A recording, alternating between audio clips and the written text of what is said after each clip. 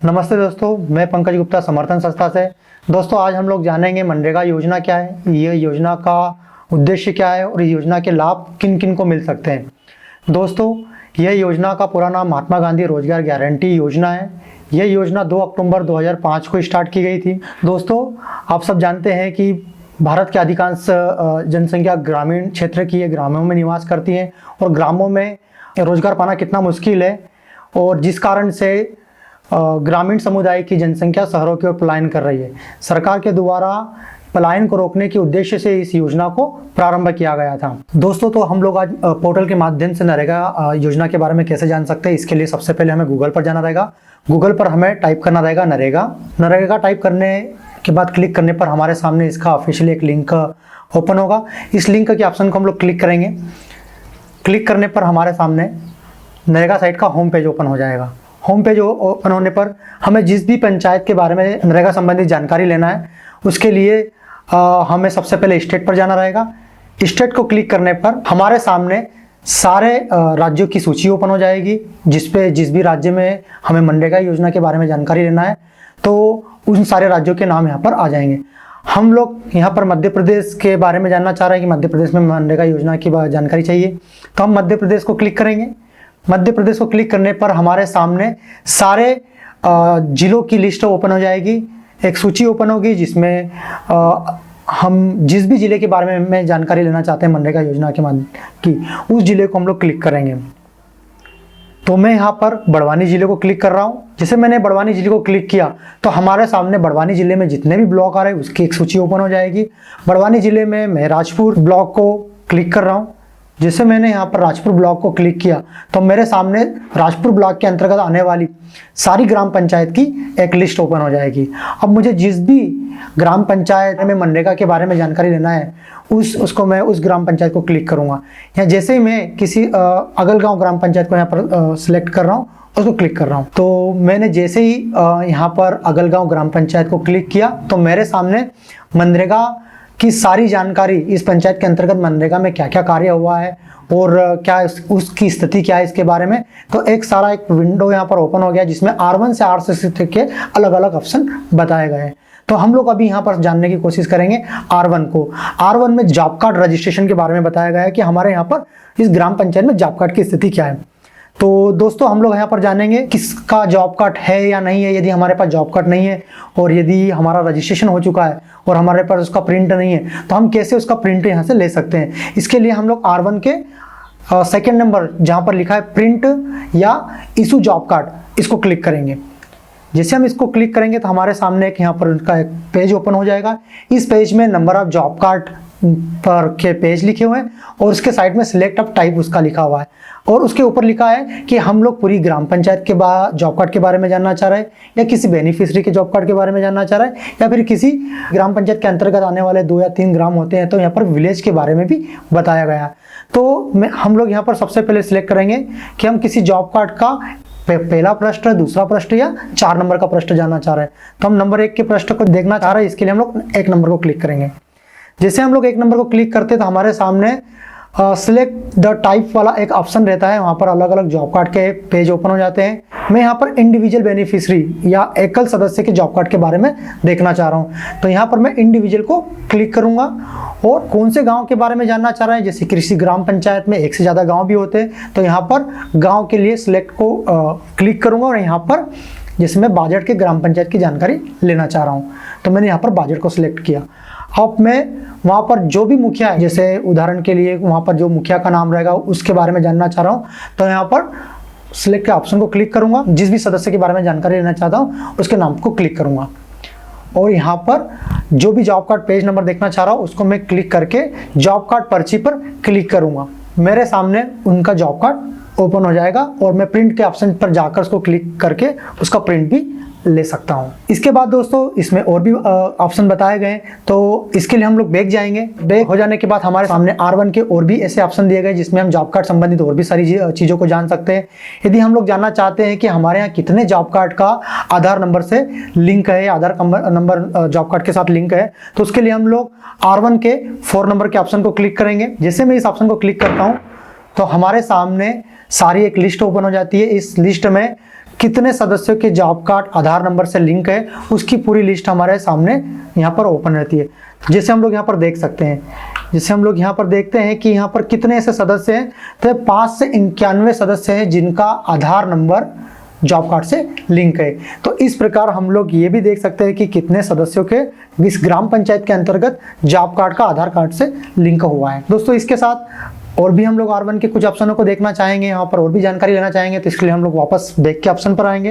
यदि हम लोग जानना चाहते हैं कि हमारे यहाँ पर रजिस्ट्रेशन एप्लीकेशन रजिस्टर कि कितने लोगों का जॉब कार्ड का रजिस्ट्रेशन हुआ है और कितने नंबर है, तो उसके लिए हम लोग R1 के 6 नंबर को ऑप्शन को क्लिक करेंगे। जैसे हम लोग R1 के 6 नंबर को क्लिक करते हैं तो हमारे सामने ये सारा एक लिस्ट, उस पूरी ग्राम पंचायत की पूरी लिस्ट ओपन हो जाती है, जिसमें जो घर के मुखिया है और उनके साथ जो भी जॉब कार्ड में सदस्यों के नाम है, कौन सी तारीख को उनका रजिस्ट्रेशन हुआ था, उनका जॉब कार्ड नंबर क्या है, इन सारी जानकारी हमारे उस लिस्ट के माध्यम से हम सारी जानकारी को देख सकते हैं यहाँ पर। तो दोस्तों ये था हमारे सामने R1 जो जॉब कार्ड रजिस्ट्रेशन के बारे में जानकारी थी कि किसी ग्राम पंचायत में कितने प्रकार के जॉब कार्ड है, जॉब कार्ड का रजिस्ट्रेशन क्या है, ये इन सारी जानकारी को हम R1 ऑप्शन के माध्यम से जान सकते हैं। यदि अब हमें देखना है कि हमारे पास जॉब कार्ड है और अब उसके जॉब कार्ड का क्या उपयोग रहेगा ग्राम पंचायत स्तर पर, तो हम लोगों को क्लिक करना रहेगा R2, जिसमें डिमांड एलोकेशन और मास्टर रोल, मतलब यहाँ पर कार्य की मांग और कितने लोगों के मास्टर रोल जारी हुए हैं और कितने लोगों को कार्य मिला है, इसके बारे में जानने के लिए हम लोग R2 के ऑप्शन को क्लिक करेंगे।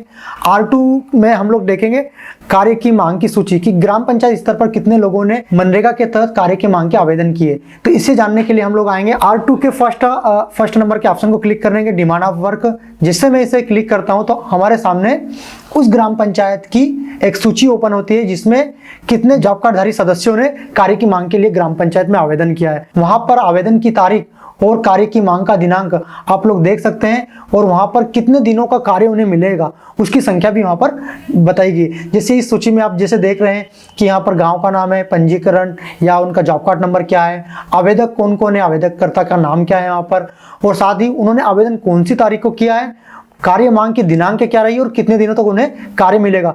इस लिस्ट के माध्यम से हम इसे देख सकते हैं। इसके साथ ही हम लोग R2 के और भी ऑप्शनों को जानना चाहेंगे, जिसके लिए हम लोग वापस बैक आएंगे। बैक आने पर हमारे पास R2 में और भी काफ़ी ऑप्शन दिए गए हैं, जिसमें जिस प्रकार हम लोगों ने सबसे पहले ऑप्शन को क्लिक किया था कि कार्य की मांग की सूची, इसी पर यदि कार्य की मांग किया गया तो क्या हमें कार्य मिला है या नहीं मिला है, इसको जानने के लिए हम लोग क्लिक करेंगे R2 के सेकेंड नंबर के ऑप्शन को। तो सेकंड नंबर के ऑप्शन को जैसे हम लोग क्लिक करते हैं तो हमारे सामने एक पूरी ग्राम पंचायत की लिस्ट ओपन होती है कि कितने लोगों को कार्य मिला है इस ग्राम पंचायत में। उसको जानने के लिए हमारे सामने ये लिस्ट है, इसमें जैसे बताया गया है कि ग्राम पंचायत का नाम, उसमें उनका जॉब कार्ड नंबर, सदस्य का नाम और कौन सा कार्य उस ग्राम पंचायत के अंतर्गत उन्हें मिला है वो या वो कार्य वहाँ पर कर रहे हैं। जैसे यहाँ पर बताया गया है सीसी रोड, भूरेलाल जी है जो सीसी रोड में उन्हें सीसी रोड का कार्य मिला है वहाँ पर करने के लिए। तो दोस्तों हम लोग इस सूची से ये देख सकते हैं कि यदि हम लोगों ने कार्य की मांग किया है तो कार्य की मांग करने के बाद उन्हें यदि कार्य मिला है तो उसकी जानकारी भी सूची के माध्यम से लोग देख सकते हैं। R2 में और भी ऐसे ऑप्शन दिए गए हैं जिसमें अलर्ट अटेंडेंस है या मास्टर रोल है, तो उसे जानने के लिए हम लोग वापस बैक आएंगे। तो R2 में हमारा जो 5 नंबर का ऑप्शन बताया गया अलर्ट अटेंडेंस, इसका मतलब ये है कि महात्मा गांधी रोजगार गारंटी योजना में 100 दिन का गारंटी रोजगार देने की बात की गई है। तो 100 दिन का रोजगार कितने सदस्यों को मिला इस ग्राम पंचायत में, इसकी जानकारी के लिए हम लोग R2 के 5 नंबर के ऑप्शन को क्लिक करेंगे। जैसे हम R2 के 5 नंबर के ऑप्शन को क्लिक करते तो हमारे सामने पूरे ग्राम पंचायत की एक लिस्ट ओपन हो जाती है। इस लिस्ट में यही बताया गया है कि ग्राम का नाम, पंजीकरण पहचान पत्र, उस मुखिया का नाम, दिनों की संख्या और रिमेनिंग डे, कि कितने सदस्यों को 100 दिन का रोजगार मिला है या नहीं मिला है। जैसे आप इस लिस्ट में देख रहे हैं कि कुछ सदस्यों के रिमेनिंग डे 4 डे बचे हैं, 4 दिन बचे हुए हैं और कुछ के 100 दिन बचे हुए हैं। तो इससे हम लोग ये देख सकते हैं कि कुछ सदस्यों को मनरेगा के तहत कार्य मिला है और कुछ सदस्यों को अभी तक कार्य नहीं मिला है। तो हम ऐसे सदस्यों को मनरेगा के तहत कार्य की मांग का आवेदन करवा के उन्हें इस योजना से जोड़ सकते हैं। तो इस सूची से हम लोग यही जान सकते हैं कि हमारे यहाँ पर अभी कितने ऐसे सदस्य हैं जिनको मनरेगा में 100 दिन का रोजगार नहीं मिला है। इसके बाद यदि हम R2 के और भी सारे ऑप्शन को देखना चाहें तो वापस हम लोग बैक आएंगे। दोस्तों जैसे हम लोग बैक आएंगे, बैक आने पर हम लोग R2 के जो लास्ट ऑप्शन जैसे मास्टर रोल, कि हमारी ग्राम पंचायत में कितने मास्टर रोल फिल किए गए और कितने मस्टर रोल इशू है, इसकी जानकारी लेने के लिए हम लोग R2 की जो लास्ट ऑप्शन है 8 नंबर का, उसे क्लिक करेंगे। जैसे हम लोग R2 के 8 नंबर के ऑप्शन को क्लिक करते हैं तो हमारे सामने एक पेज ओपन हो जाएगा। इस पेज में अलग अलग प्रकार की जानकारी बताई गई है, जहाँ पर जैसे यहाँ पर राज्य मध्य प्रदेश, जिला बड़वानी, ब्लॉक, ग्राम पंचायत का नाम। हम किस वित्तीय वर्ष के बारे में जानकारी लेना चाह रहे हैं कि किस वित्तीय वर्ष में कौन सा मस्टर रोल जारी किया गया था, तो हम यहाँ पर अलग अलग वित्तीय वर्ष के बारे में बताया गया है। हम लोग यहाँ पर 2020-21 की जानकारी लेना चाह रहे हैं, तो हम 20-21 को क्लिक करेंगे।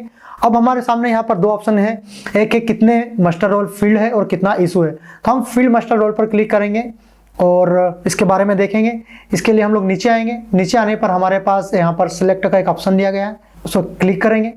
क्लिक करने पर इस ग्राम पंचायत में कितने कार्य के अंतर्गत कितने मस्टर रोलों को फील्ड किया गया है, उसकी जानकारी यहाँ पर बताई गई है। तो यहाँ पर अलग अलग कार्य हैं, सामुदायिक कार्य भी है और एकल बेनिफिशियरी वाले कार्य भी है। तो हम लोग किसी भी एक कार्य को यहाँ पर सिलेक्ट करते हैं और उसे क्लिक करेंगे। तो मैंने यहाँ पर एक इंडिविजुअल कार्य जो है, जो प्रधानमंत्री आवास योजना जो मनरेगा से कन्वर्जेंस की राशि रहती है, किस प्रकार ये कैसा लिंक है, इसमें एक जो पार्ट दिया गया है, तो मैं इसे क्लिक कर रहा हूँ। PMAYG में क्या कार्य हुआ है, जैसे मैंने यहाँ पर क्लिक किया और साइट में MSR संख्या के बारे में पूछा गया, तो यहाँ पर हम लोग क्लिक करेंगे। तो यहाँ पर अलग अलग मस्टर रोल कौन कौन सी तारीख में फील्ड किए गए उसका मस्टर रोल संख्या दिया गया है, दिनांक दिया गया है। जैसे मैं किसी भी यहाँ पर एक संख्या को क्लिक कर रहा हूँ तो हमारे पास इस प्रकार ग्राम पंचायत स्तर पर किस प्रकार मस्टर रोल फील्ड किया जाता है, उसमें कितनी अटेंडेंस लगी हुई है, कितने दिन कार्य हुआ है, कितने दिन का मजदूरी हुआ है, ये सारी राशि की जानकारी हमें इस मस्टर रोल के माध्यम से मिल जाती है कि उस ग्राम पंचायत में किस प्रकार के मस्टर रोल को जारी किया गया है। यदि यहाँ पर मैं सामुदायिक कार्य को सिलेक्ट करता तो यहाँ शायद एक से अधिक सदस्यों की संख्या हमें देखने को मिलती। तो हम लोग यहाँ पर सामुदायिक कार्य को भी सिलेक्ट करके देखते हैं। जैसे मैंने सामुदायिक कार्य को क्लिक किया और MSR नंबर यहाँ पर डाला, तो इस कार्य के अंतर्गत कौन से सदस्य इस कार्य में कार्य कर रहे हैं, उनकी सारा मस्टर रोल यहाँ पर कितना ऑब्सेंट है, कितना प्रेजेंट है और कितनी राशि उन्हें मिलेगी, इसकी जानकारी हम लोग यहाँ से देख सकते हैं। दोस्तों, जैसे हम लोगों ने अभी देखा R1 और R2 के अलग अलग ऑप्शन के बारे में जाना, जहाँ पर R1 में हम लोगों ने जॉब कार्ड के संबंधित जानकारी को देखा, R2 में हम लोगों ने डिमांड और मस्टर रोल संबंधित और कितना वर्क एलोकेट या एलोकेशन हुआ है उसके बारे में जाना।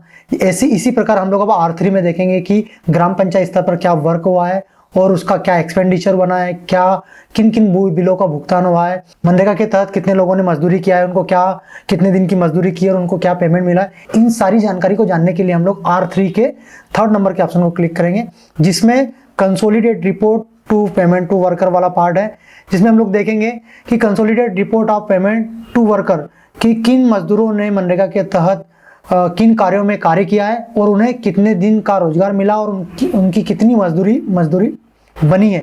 इसके बारे में जानने के लिए हम लोग R3 के 3rd नंबर के ऑप्शन को क्लिक करेंगे।